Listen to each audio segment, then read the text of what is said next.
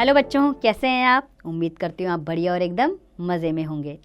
बच्चों, आज हम जानेंगे निबंध लेखन के विषय में, यानी ऐसे राइटिंग। निबंध का अर्थ एवं परिभाषा। निबंध शब्द का अर्थ है नी जमा बंद, अर्थात ठीक से बंधी हुई वाक्य रचना।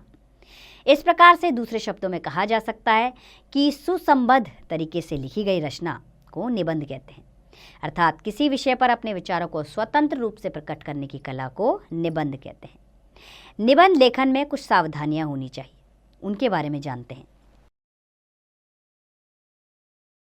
जैसे निबंध के विषय को संतुलित रखने के लिए परम आवश्यक है कि पहले ही रूपरेखा का चुनाव करके उसे क्रमबद्ध कर लिया जाए। इससे निबंध की विषय वस्तु श्रृंखलाबद्ध और संतुलित होगी। ऐसा ना करने से निबंध का क्रम टूट जाता है। इससे वर्णन पाठक की रुचि के अनुकूल नहीं रहता और निबंध लिखने का उद्देश्य भी समाप्त हो जाता है। आइए कुछ निबंध लेखन के विषय पढ़ते हैं। पहला विषय है निबंध लेखन के लिए राष्ट्रीय एकता। रंग बिरंगे फूल हैं हम, हर क्यारी अपनी न्यारी है। हम श्रृंगार हैं भारत माँ के, सबके लिए सुगंध हमारी है। संविधान, राष्ट्रध्वज, राष्ट्रगान और राष्ट्र चिन्ह से राष्ट्रीय एकता के बंधन की यह पहचान हमारी है। जिस प्रकार एक बगीचे में भिन्न भिन्न रंगों के फूल होते हैं और उसे हम उपवन की संज्ञा देते हैं, उसी प्रकार भारत में भिन्न भिन्न प्रकार के धर्म, रंग, रूप, वेश और भाषा के होते हुए भी हम एक सूत्र में बंधकर भारतवासी हैं। राष्ट्र की एकता की सबसे बड़ी पहचान है हमारा संविधान, राष्ट्रध्वज, राष्ट्रगान और राष्ट्र चिन्ह। भिन्न भिन्न धर्मों को मानने वाले हम एक ही हैं। भारत का अतीत बड़ा ही गौरवशाली है। आर्य और द्रविड़ संस्कृतियां साथ साथ नहीं हैं। संस्कृत और तमिल विश्व की प्राचीनतम भाषाएं आज भी जीवित हैं। हमारे लिए भिन्न भिन्न धर्म एक ही ईश्वर की ओर ले जाने वाले अलग अलग रास्ते हैं। वैदिक धर्म यहाँ का प्राचीनतम धर्म है। एक ही अविनाशी खंड है, भारत। भारत हमारी मातृभूमि है। पश्चिम में गुजरात से लेकर पूर्व में अरुणाचल तक और उत्तर में लेह लद्दाख और कश्मीर से लेकर दक्षिण में अंडमान निकोबार तक भारत एक है।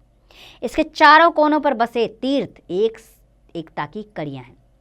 जगह जगह बने मंदिर, बौद्ध मठ, मस्जिद, गुरुद्वारे, दरगाह तथा गिरजाघर मिलीजुली संस्कृति के प्रतीक है। भारत की नदियां और उनके आसपास बने तीर्थ स्थल सांस्कृतिक एकता के प्रतीक है। विदेशों में हमारी पहचान धर्म और जाति के नाम से नहीं, बस भारत के नागरिक के नाम से ही होती है। राष्ट्र की आंतरिक शक्ति, सुव्यवस्था और बाह्य सुरक्षा की दृष्टि से राष्ट्र की एकता की परम आवश्यकता है। जहाँ भी द्वेष, घृणा और विरोध है, वहाँ धर्म नहीं है। इकबाल ने ठीक ही कहा है, महजब नहीं सिखाता आपस में बैर रखना, हिंदी है हम, वतन है हिंदुस्तान हमारा। राष्ट्रीय एकता को बनाए रखने के लिए आवश्यक है हमें अधिक से अधिक शिक्षा का प्रसार करना चाहिए। शिक्षा का प्रसार विचारों को व्यापक बनाता है। बच्चों में प्रारंभ से ही सर्वधर्म समभाव की भावना रखनी चाहिए। हमें सभी धर्मों का सम्मान करना चाहिए। किसी भी धर्म को नीचा या छोटा नहीं समझना चाहिए। हमें अपने देश के प्रति प्रेम रखना चाहिए। हमें समझना चाहिए कि हम गुलशन के फूल हैं और हमारा माली एक है। अगला विषय है निबंध लेखन के लिए दूरदर्शन के लाभ हानियां। संचार के अधिकतम संसाधनों में दूरदर्शन एक महत्वपूर्ण साधन है। इसे आधुनिक युग का आविष्कार भी कहा जा सकता है। दूरदर्शन शब्द का अर्थ है दूरदर्शन, अर्थात दूर के दृश्यों का प्रत्यक्ष दर्शन।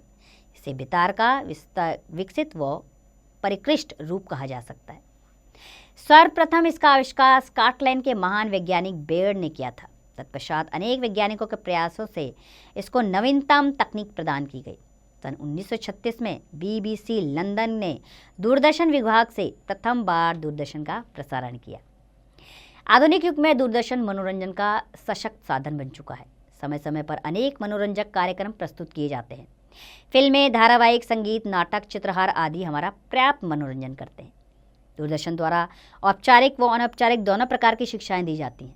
पाठों की प्रयोगात्मक ढंग से समझाया जाता है। विद्यार्थी प्रत्येक विषय पर नवीनतम जानकारी प्राप्त करते हैं। इसके अतिरिक्त अनेक निजी चैनल भी हैं जिन पर सामान्य ज्ञान से संबंधित अनेक रोचक कार्यक्रम प्रस्तुत किए जाते हैं। डिस्कवरी चैनल तथा हिस्ट्री चैनल के माध्यम से देश विदेश की पुरातन व नवीनतम जानकारियाँ दी जाती हैं।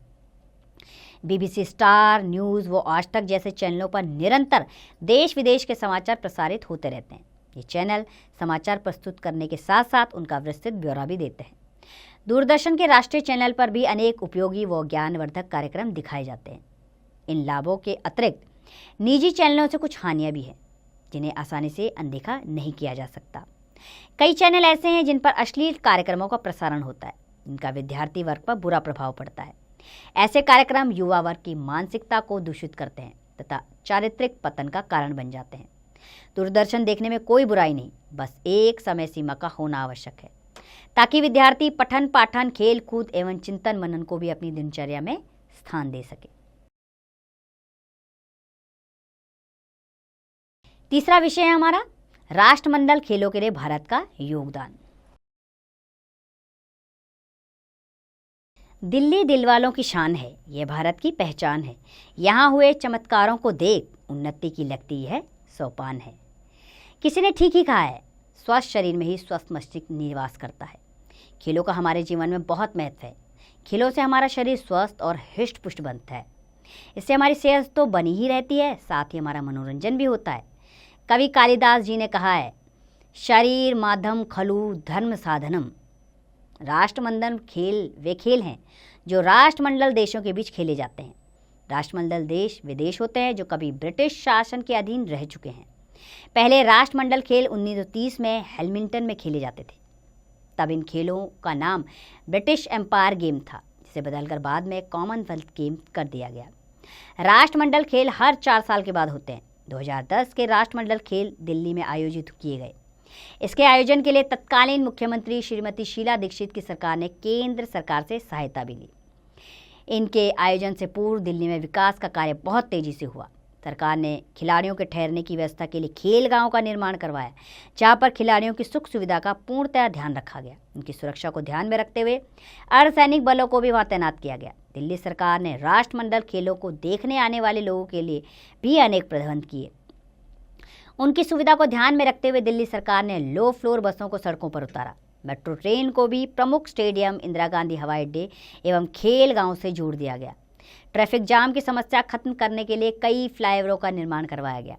सरकार ने जवाहरलाल नेहरू स्टेडियम, ताल कटोरा stadium, Chhatrasal stadium, Shivaji stadium और शूटिंग रेंज का विश्व स्तर पर विकास करवाया। सरकार ने आतंकवादी गतिविधियों को रोकने के लिए home guard, rapid action force, bomb squad, अर्धसैनिक बल आदि को तैनात करने की योजना बनाई, ताकि 26/11 जैसे हमले फिर न हो सके। दिल्ली में ऐतिहासिक स्मारकों, मंदिरों एवं सरकारी भवनों को भी बहुत अच्छी तरह सजाया गया। इंदिरा गांधी हवाई अड्डे से लेकर विभिन्न स्टेडियमों तक 28 चौराहों को सुंदर बनाया गया।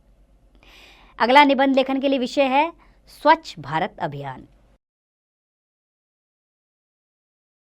स्वच्छ भारत अभियान भारत को गंदगी रहित बनाने की एक ऐसी मुहिम अथवा अभियान है जो राष्ट्रीय आंदोलन के रूप में भारत सरकार द्वारा देश के 4041 संवैधानिक नगर की आधारभूत संरचना, सड़कें और पैदल मार्ग की साफ सफाई का लक्ष्य कर आरंभ किया गया है।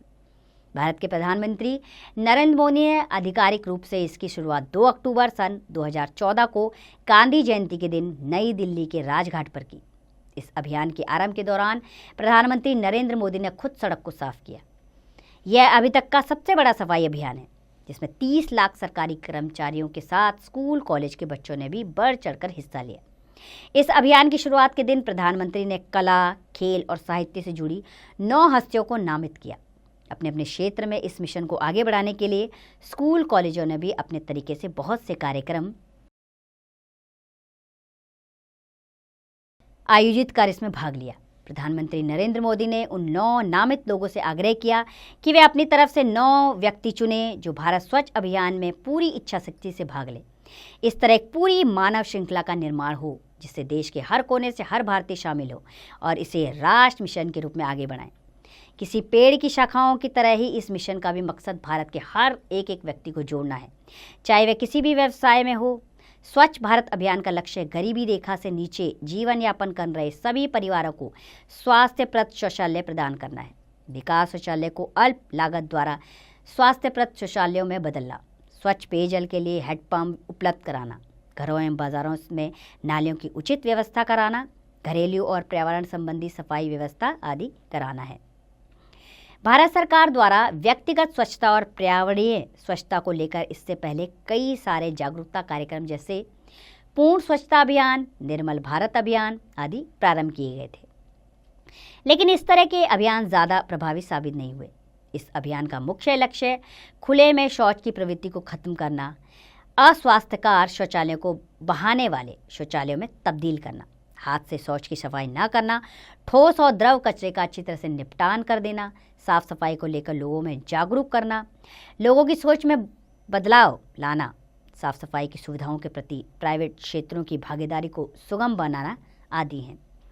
इस मिशन में प्रधानमंत्री द्वारा नामित किए गए 9 सदस्य थे सलमान खान, अनिल अंबानी, कमल हसन, कॉमेडियन कपिल शर्मा, प्रियंका चोपड़ा, बाबा रामदेव, सचिन तेंदुलकर, शशि थरूर और प्रसिद्ध टीवी धारावाहिक तारक मेहता का उल्टा चश्मा की पूरी टीम। भारतीय फिल्म अभिनेता आमिर खान को इसके शुभारंभ के मौके पर आमंत्रित किया गया था। इस अभियान के लिए प्रधानमंत्री द्वारा कई ब्रांड एम्बेसडर का भी चुनाव किया गया था, जिनको स्वच्छ भारत अभियान को अलग अलग क्षेत्रों में प्रारंभ और प्रोत्साहित करने की जिम्मेदारी थी। 8 नवंबर सन 1914 को उन्होंने कुछ और लोगों को इससे जोड़ा।